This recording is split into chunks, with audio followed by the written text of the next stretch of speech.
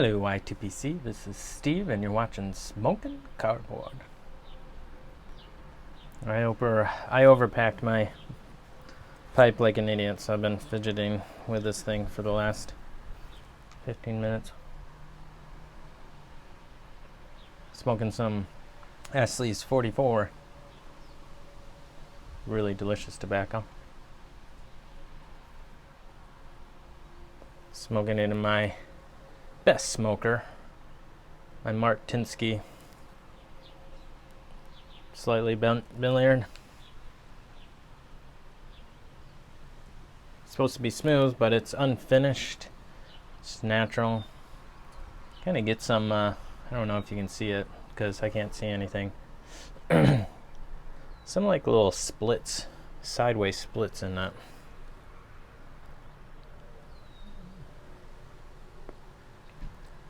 Assume that just is from I don't know, contraction of the wood.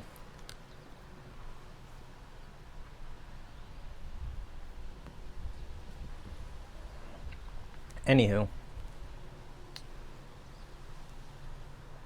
wanted to come on here and do response to 2 of Chad's questions.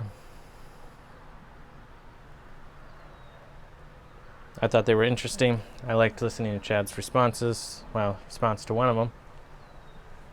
And joining some other people's. Andrew's and Craig's. So the first one is, I think, number 6. Which is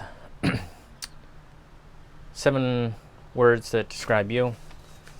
And 5 words that describe you. And 5 words that you think others would describe you, and then 5 words that others do describe you.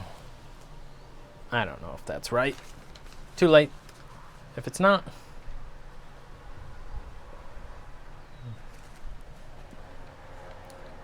so yeah, it was interesting to go through the process of self-reflection, I guess. I do a lot of that. And I use the words intentional, open, analytical. I use 2 words for this one: verbal processor and scatterbrained.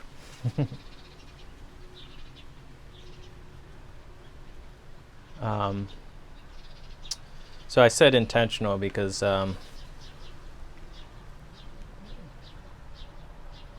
I don't do things out of just getting lucky that they happened. I want to make sure things happen, and I work for those things to happen. And I think about what I would want to happen and why they should happen. And so I do them intentionally. Kind of reflective of how I do my YouTube watching and participating. I intentionally try to make videos and intentionally watch people's videos, intentionally comment on people's videos, intentionally don't watch some videos, so on and so forth. Open, I say open because I'm very good at not withholding myself, bits and pieces of myself, generally speaking.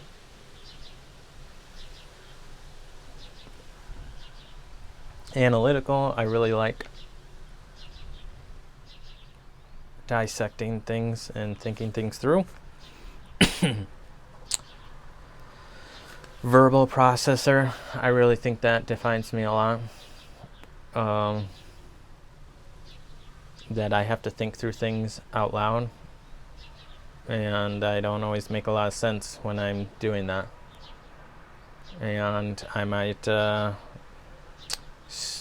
change my decision halfway through talking about something. and scatterbrained. I feel like this is more and more defined a lot of frustration within myself of not being able to remember things and not being able to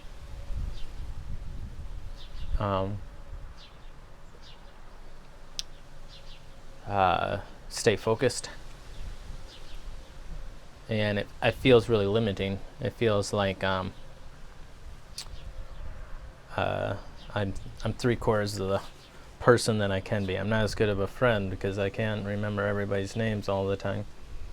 I have trouble paying attention to my wife telling me something, and then it creates a lot of conflict when it was like, well, why weren't you listening? And at work, I have difficulty recalling details that would be super helpful if I could. Things that I thought other people would say about me is that I'm thoughtful, silly, sarcastic, intentional, I reused that one, and genuine.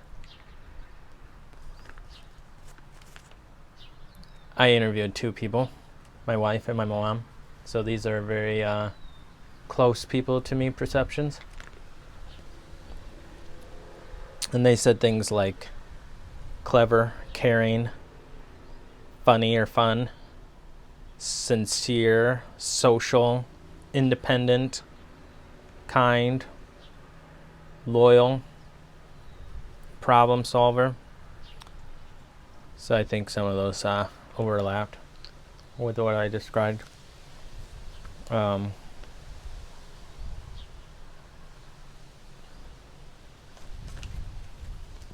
When they said loyal, I was like, yeah, that's pretty true. I think that's an important attribute that I value.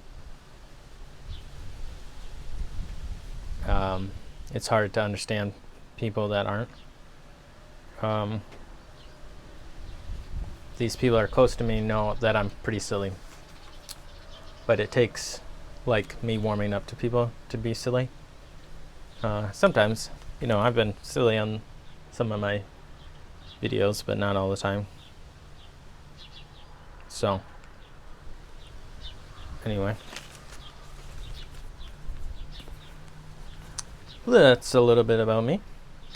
Then he asked a question to someone who is wanting to get married, but not like in a position where that's already been already made that decision, like I am getting married right now. Sure, I moved my chair over here so I could give you guys a better view, and I'm getting like spat on.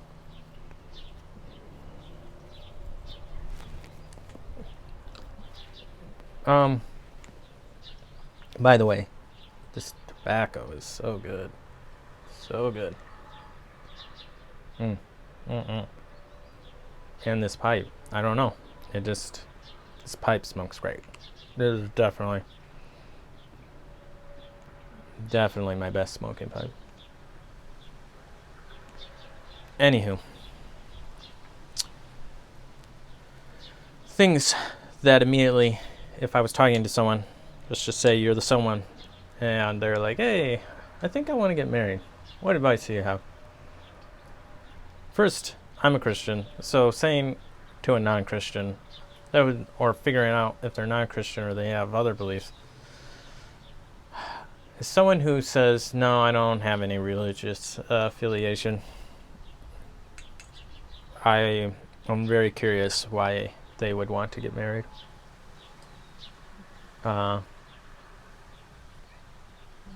Like, what is the commitment of, or actual enacting of it that you want to get married?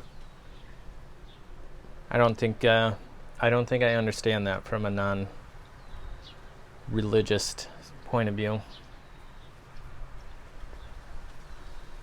So I think it would be trying to identify exactly what that person wanted to, and if that was just tradition or what. But ultimately, as a Christian,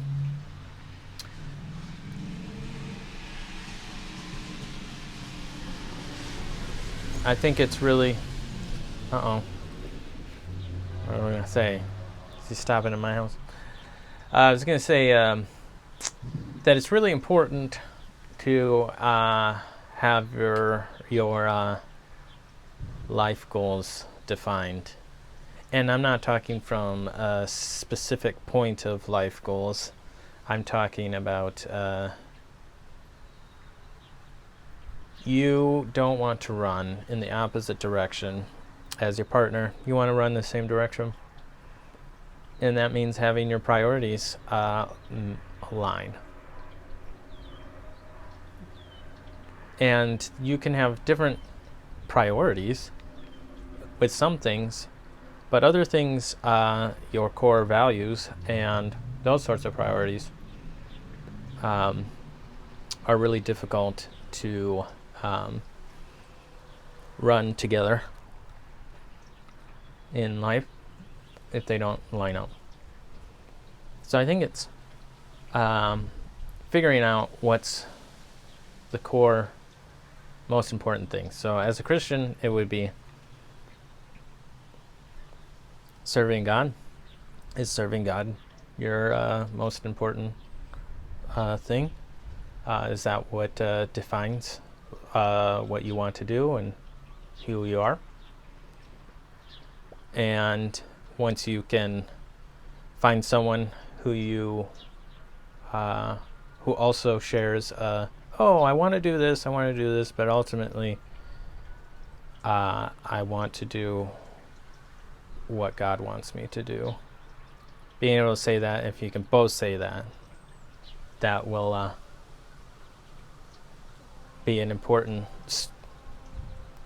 stone in your relationship to stand on.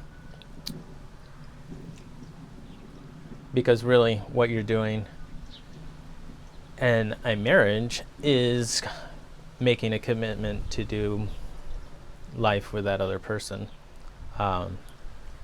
forever. And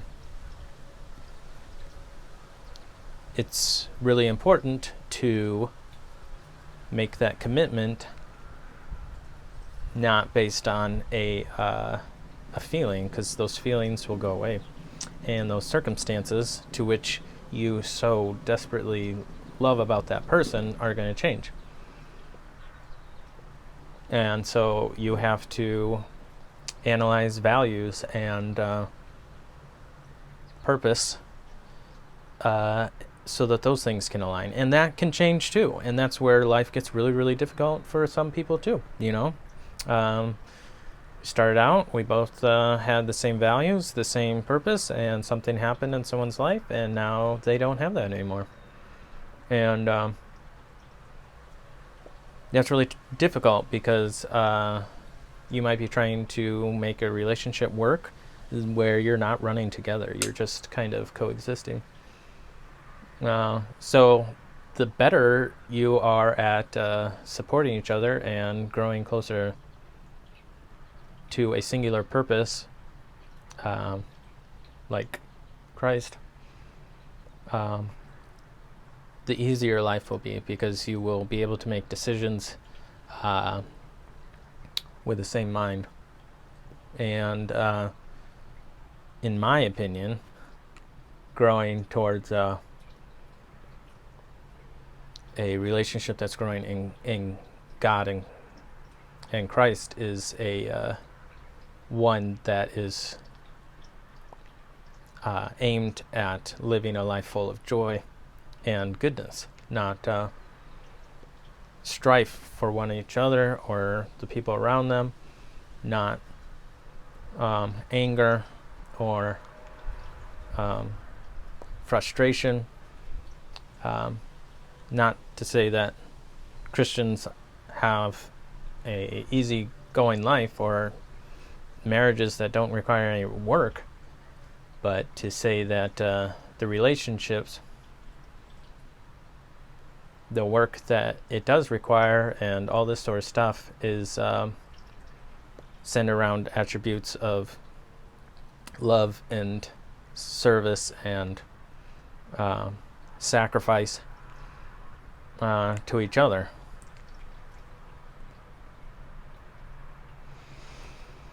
So it's hard to see all that when you're in love.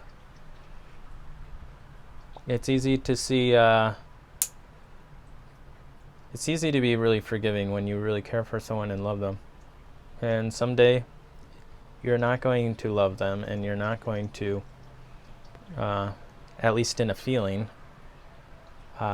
see past those so easily. And that's when the days are tough, and you have to analyze. And that's where, if you made a commitment,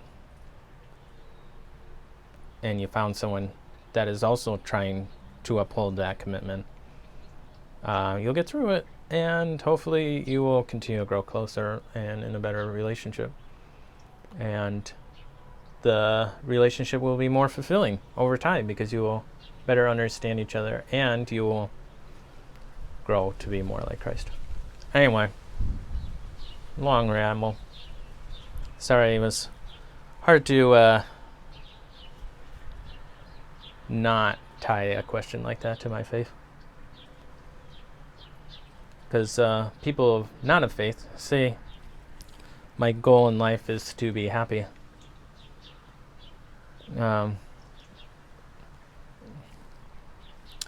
You might get to a point where, in order to be happy, you have to be not with that person. So then, why make a commitment that you're going to be with someone forever if your sole goal is to be happy and their sole goal is to be happy, and someday you both reach and realize you're not happy?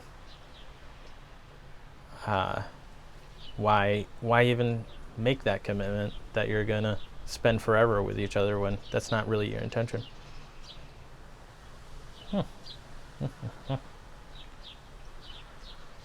Well, you guys should all check out Chad Yardens' channel. I'll put a link below. And hope you all are well. Bye.